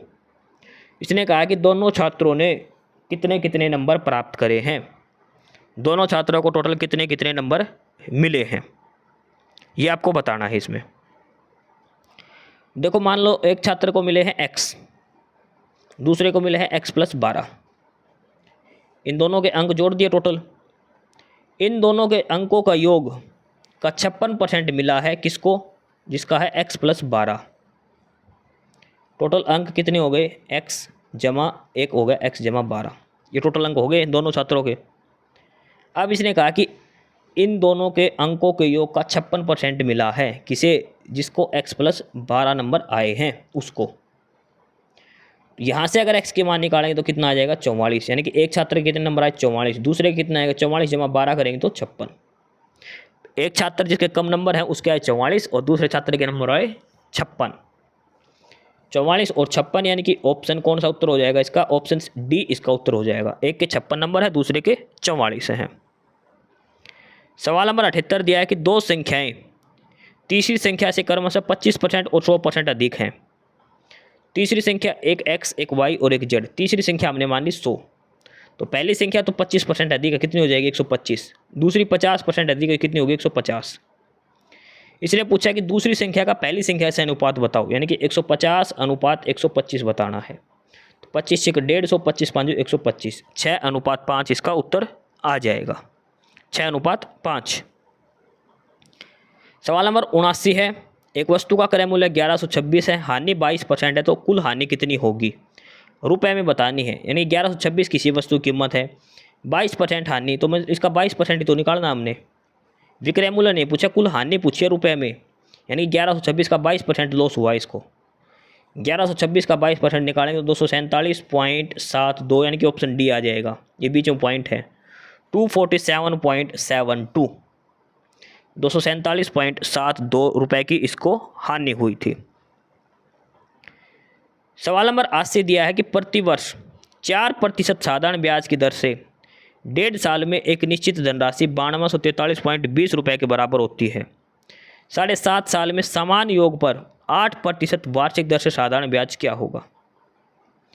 पहले तो इसमें ऊपर वाले सवाल के हिसाब से आपको इसमें पहले तो मूलधन निकालना पड़ेगा। ठीक है, ये दिया है मिश्र धन, ये दिया है मिश्र धन। और अगर हम मूलधन निकालें तो मूलधन क्या होता है? ब्याज गुणा में 100 बटे समय गुणा में दर। ठीक है, मिश्र धन क्या होता है? मिश्र धन होता है ब्याज जमा में मूलधन। तो यहाँ से हमें पहले मूलधन निकालना है, तो ब्याज की जगह क्या आएगा? मिश्र धन माइनस मूलधन आ जाएगा। मिश्र धन का मान दे रखा है 100 दे रखा है, समय दे रखा है और दे रखे यहाँ से हमें निकालना मूलधन पहले। जो ऊपर के जो 3 डाटा दिए हैं इनसे ब्याज गुणा 100 बटे में समय गुणा में दर के हिसाब से, ठीक है। वहाँ से अगर जब हम मूलधन निकालेंगे तो हमारा आएगा 8720 रुपये। मूलधन कितना आ जाएगा 8720 रुपये। अब आगे ब्याज निकाला, मूलधन दर कितनी दे दी 8%, समय कितना दे दिया 7.5, 7.5 का मतलब होता है 15/2 बटे में 100। इसका हमने उत्तर निकालना है ब्याज, और ये ब्याज कितना आ जाएगा हमारा 5232 रुपये। ऑप्शन डी इसका उत्तर आ जाएगा, ठीक है। पहले जो ऊपर का 3 डाटा दे रखा है यहाँ तक, इससे पहले हमें मूलधन निकालना है और ये दिया है मिश्र धन। मिश्र धन क्या होता है, ब्याज जमा में मूलधन, मूलधन जमा में ब्याज, ठीक है। तो मिश्र धन माइनस मूलधन लिख देना ब्याज की जगह और मूलधन का मान निकाल लेना।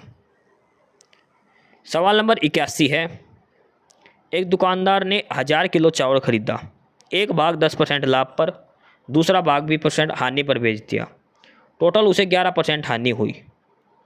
देखो एलिगेशन सीधा सीधा लगेगा, पहले पर 10% का लाभ, दूसरे पर हानि यानी कि -20, लाभ प्लस से हानि 20 माइनस से, ओवरऑल 11 की हानि हुई तो क्या आएगा -11।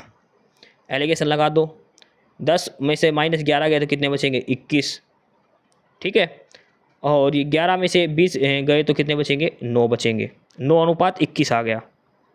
9:21 का टोटल कितना हो गया ये 30, लेकिन 30 की मान कितने दे रखा उसने 1000 किलोग्राम दे रखा है, ठीक है। हमारा टोटल चावल कितने आ गए 30 किलो, 21 + 9 करेंगे 30, लेकिन उसने दे कितने रखे 1000 किलो। उसने लास्ट में पूछा 20% हानि वाले, यानी कि 21 की वैल्यू निकालनी है। 30 की वैल्यू 1000 दे दी, हमें 21 की वैल्यू निकालनी है। 30 की वैल्यू अगर 1000 है तो 21 की वैल्यू कितनी आएगी, वो आएगी लगभग 700 किलोग्राम, ठीक है। 700 किलोग्राम वो टोटल इसको हानि हुई थी। अगला है सवाल नंबर 82, मनोज 20 किलोमीटर तथा 36 किलोमीटर की 2 दूरी 5 घंटे और 3 घंटे में तय करता है, एवरेज स्पीड बताओ। तो एवरेज स्पीड का फार्मूला क्या है, कुल दूरी बटे में कुल समय। टोटल दूरी कितनी होगी 20 + 36 56, समय कितना हो गया 5 और 3 8 घंटे, यानी कि एवरेज स्पीड कितनी आएगी 7 किलोमीटर प्रति घंटा। 56/8 कुल दूरी बटे में कुल समय, ये हमारा होता है फार्मूला एवरेज स्पीड निकालने का। तो यह आ जाएगा 7 किलोमीटर प्रति घंटा।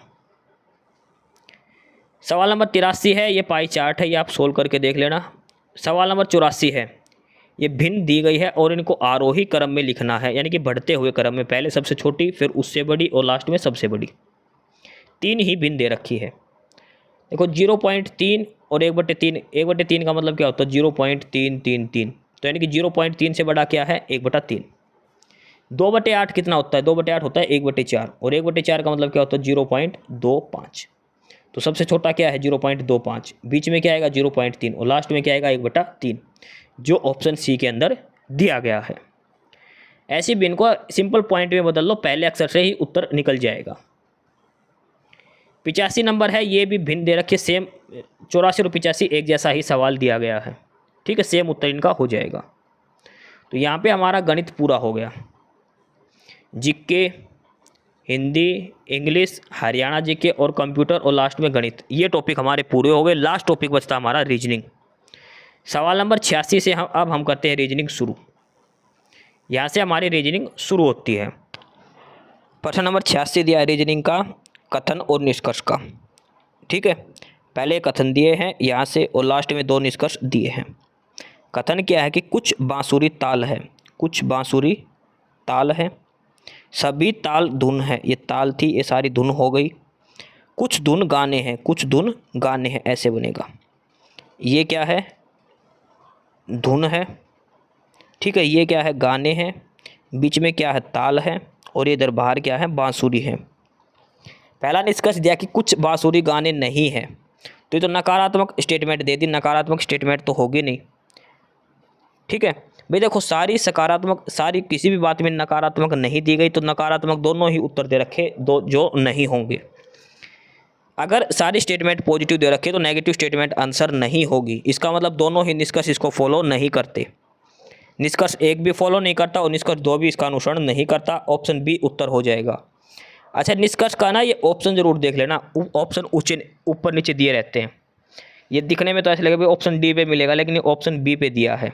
ना तो निष्कर्ष 1 अनुसरण करता और ना ही 2 करता। सवाल नंबर 87 है और ये फैमिली रिलेशन का है, ये आप बना के देख लेना। ठीक है, उत्तर आ जाएगा इसका ससुर आएगा, उत्तर ससुर आएगा। इसमें पी और टी का रिलेशन पूछा है, इसका आंसर ससुर हो जाएगा, ऑप्शन डी इसका उत्तर हो जाएगा। आराम से आपको बना के देख लेना है। ठीक है, लास्ट में जो डाटा दिया है उसकी सहायता से ही करना है आपको। ये कुछ डाटा इसमें यूज होगा, कुछ डाटा यूज नहीं होगा। सवाल नंबर 88 है, ये भी फैमिली रिलेशन के ऊपर दिया है। फैमिली रिलेशन की स्टेटमेंट इसमें दी गई है और इसमें फैमिली रिलेशन आपको बताना है सवाल नंबर 88 के अंदर। ठीक है, और ये इसका उत्तर आ जाएगा सिस्टर्स डॉटर, बहन की पुत्री। आप ये बना के देख लेना, बिल्कुल आसान बनेगा। जैसे ए की बहन कौन है, सी, और सी किसकी पत्नी है, डी की। ठीक है, इसकी 2 पुत्री हैं, ई और एफ। एफ और ए का संबंध पूछा है तो इसकी बहन क्या है, सी। सी की पुत्री है ई और एफ। ठीक है, तो यहीं से बन जाएगा ये। सवाल नंबर 89 है, दिशा का कि एक व्यक्ति अपने स्थान से उत्तर पूर्व दिशा में 5 किलोमीटर चलता है। तो सबसे पहले दिशा का जब भी सवाल आए ऐसे बना लो, नॉर्थ, साउथ, ईस्ट और वेस्ट। सबसे पहले चलता है नॉर्थ ईस्ट में, कितना किलोमीटर चलता है, 5 किलोमीटर। इसके बाद वो साउथ की तरफ घूम जाता है और 4 किलोमीटर चलता है।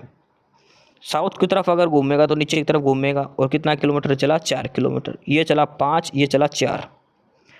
इसने पूछा कि पहले स्थान से कितनी दूरी पर है, तो पहला यहाँ पर था और यहाँ से दूरी पूछी है। ये कर्ण हो गया, ये लंब हो गया, ये आधार पूछा है, राइट एंगल ट्रायंगल बनेगी।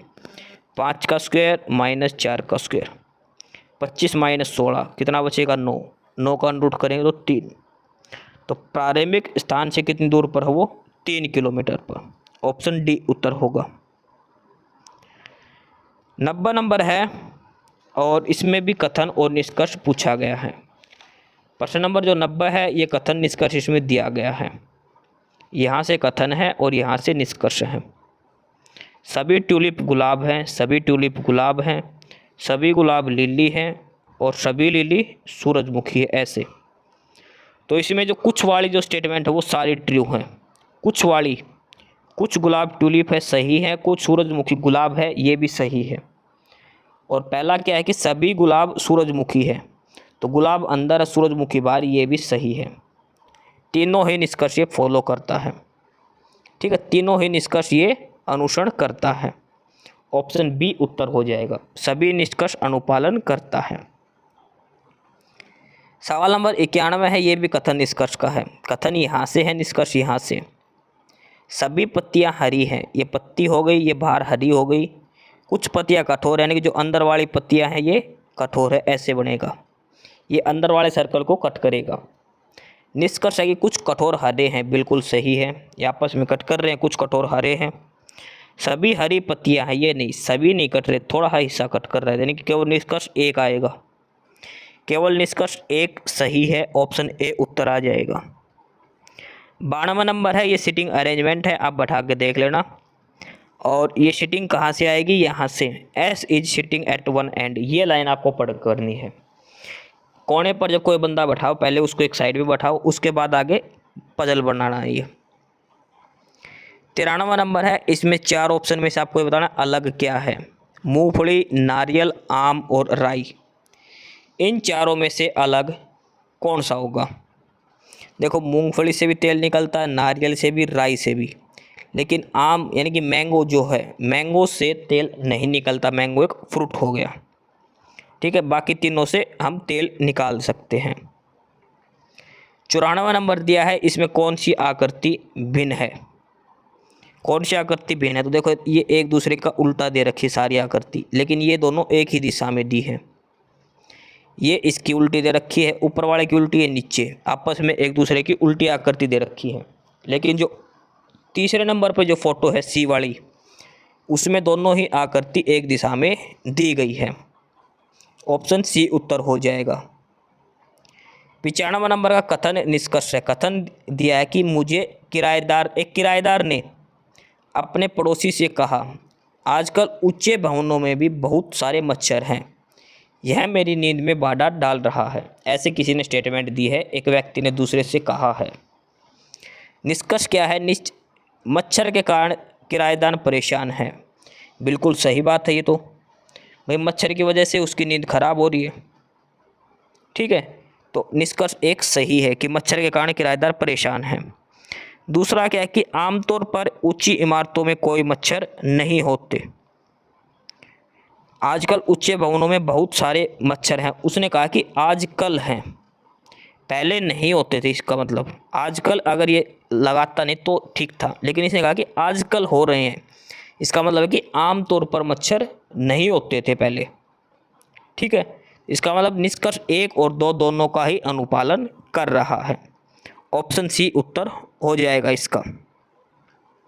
सवाल नंबर 96 है। ये 4 शब्द दे रखे ABCD के और ये बताने 3 एक पैटर्न पे हैं और बाकी एक अलग है, तो कौन सा अलग है? जैसे A से D गया 3 पे और Z से D में गया 4 जोड़ के, F से I में जाएगा तो 3 जुड़ेगा और U से Y में जाएगा तो 4 जुड़ेगा, C से F में जाएगा 3 जुड़ेगा, X से B में जाएगा तो 4 जुड़ेगा। लेकिन D से W में जाएगा, D से G में जाएगा तो भी 3 जुड़ेगा, लेकिन W से Z में 3 जुड़ेगा। यहाँ पे 4 नहीं जुड़ रहा। दूसरे से चौथे पे जाते समय 4 जुड़ता है, लेकिन इसमें 3 जुड़ रहा है, तो विकल्प B अलग है इनसे। 97 नंबर का दिया है कि जो संबंध 4, 55, 7, 2, 35, 5 का है, ये नीचे इंग्लिश में देख लो, 4, 55, 7 और 2, 35, 5 का है, वो किस ऑप्शन का है? ठीक है, तो पहले इन दोनों को जोड़ लो। 7 और 4 कितना हो गया? 11। 11 का 5 गुना दिया है 55। 5 और 2 कितना हो गया? 7। 7 का 5 गुना कितना दे दिया? 35। पहले और तीसरे को जोड़ के 5 से गुणा करनी है। पहले और तीसरे को जोड़ के 5 से गुणा करेंगे तो बीच की संख्या आ जाएगी और ये आएगी ऑप्शन डी के अंदर। 32 और 3 जोड़ेंगे 35। 35 को 5 से गुणा करेंगे तो 175 आएगा। पहले तीसरे को जोड़ के 5 से गुणा कर दो, वो बीच की संख्या आ जाएगी, जो ऑप्शन डी में दिया है। अगला प्रश्न भी सेम है, 98 नंबर। जो संबंध 1056, 11 और 16 का है, वही संबंध है 480, 10 और 8 का, तो ये किसके अंदर है? देखो 11 और 16 की गुणा करेंगे तो कितना आएगा? 11 और 16 गुणा करेंगे तो 176 और 176 का अगर 6 गुणा करेंगे तो कितना आएगा? 1056। 10 और 8 की गुणा करेंगे कितना आएगा? 80। 80 का 6 से गुणा करेंगे तो 480। यानी कि लास्ट की 2 संख्याओं की गुणा करके 6 से गुणा करनी है। तो जैसे ऑप्शन डी है, इसमें भी 5 और 3 की गुणा करेंगे कितना आएगा? 15। 15 को 6 से गुणा करेंगे तो 90। ऑप्शन डी इसका उत्तर होगा। सवाल नंबर 99 है। मिसिंग नंबर सीरीज आपको ये बतानी है। मिसिंग नंबर सीरीज है ये, ठीक है। ये ऐसे बनेगी, देखो ध्यान से, 11, 13, 17, 35, 37, 39। पहले 2 जोड़ दिया, फिर 4, फिर 2, फिर 4, 89, 91। 91 में 4 जोड़ दिया तो 95। बिल्कुल आसान सवाल था, कोई गुणा भाग नहीं कर रखी। पहली से दूसरी में 2 जोड़ दिया, दूसरी से तीसरी में 4 जोड़ दिया, बस इतना सा करना था। लास्ट सवाल है 100 नंबर का। 2, 3, 5, 125, 343। देखो बीच वाला ना क्यूब बन रहा, आप ध्यान से देखना। ये है 5 का क्यूब, ये है 7 का क्यूब और ये है 6 का क्यूब। 5 का क्यूब मतलब क्या है? 2 और 3 5, 3 और 4 7, 5 और 1 6, तो नीचे क्या आ जाएगा? 1 आ जाएगा। ये 5 का क्यूब है, ये 7 का और ये 6 का।